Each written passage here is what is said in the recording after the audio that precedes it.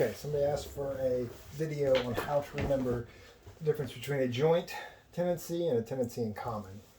You also have tenancy in severalty and entirety, but those pretty much self-explanatory. Entirety, you guys own the entire thing. A couple that buys a house, they own it. Tenancy in common, they own it the entirety.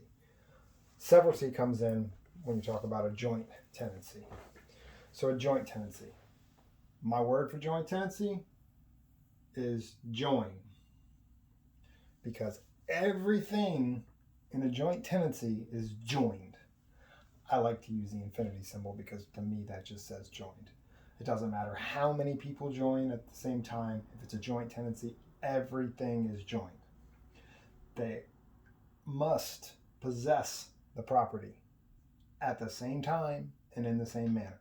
They all own it at once. Everything is joined. Their interests have to be equal interest and undivided.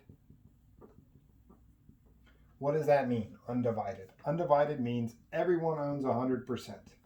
They are all 100% liable for everything on the property, for everything that happens on the property. They are 100% liable if Marcus and Angela both enter a joint tenancy at the exact same time. They have the exact undivided 100% interest, and they have the same title, which means that the title to the property was deeded to them at the same time and has both their names on it. They both own this property in a joint tenancy.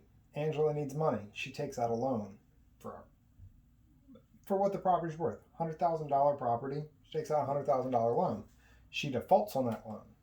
Well, since the property was used as collateral, the bank can take 100% of the property.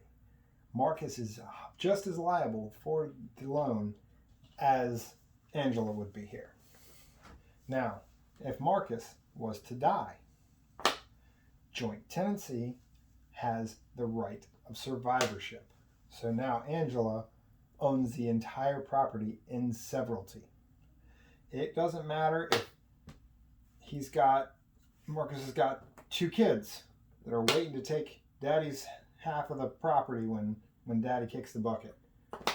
Doesn't matter. They don't get anything. Because joint tenancy, since everything is joined, the interest in the property is undivided. So without Marcus there, it's not Marcus and Angela on the property. It's Marcangela on the property. They are one. So you can't heir his portion of it because his portion is joined with Angela's portion.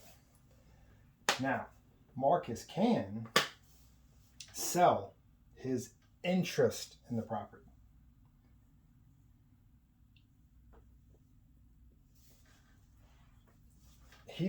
Marcus decides that he needs the money. So him and Angela paid $100,000 for the property. It's still worth about the same. He sells his interest in the property to Alan. They can't have a joint tenancy anymore because Alan took possession of the property at a different time. For it to be a joint tenancy, all of these things have to be joined. If one thing is not joined, then it is not a joint tenancy. So Alan and Angela now own the property as a tenancy in common.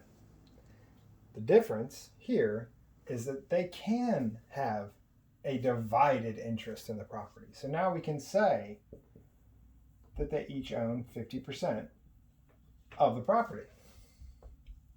They also do not have the right to survivorship.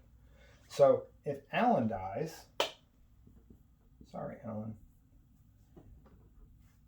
Kid 1 and Kid 2 are his heirs to the property, so they get his 50%. And they can split that 50% in half. And Angela still owns her 50% because she takes her vitamins. Okay, now, if Kid 1 here, I'd give them names, but I'll forget their names as soon as I say them. If he decides that he needs to take out a loan, now, it's been a few years, the property's gone up in value, it's now worth $200,000. So his portion is $50,000. Okay? So he decides to take out a loan using his 25% of the property as collateral. And he defaults on it. Well, the bank can't touch Kid 2's 25% or Angela's 50% because he doesn't own an undivided interest in the entire property. He only owns 25%. So the bank could take over this 25% of the property and it wouldn't affect, call that the bank. It wouldn't affect the other two ownership's interest in it. So those are the main things you need to remember. Joint is joined. Everything must be joined. I like the infinity symbol because to me that's joined. Tenancy in common, it can have different amount of interest. It can have a different time that they all took property.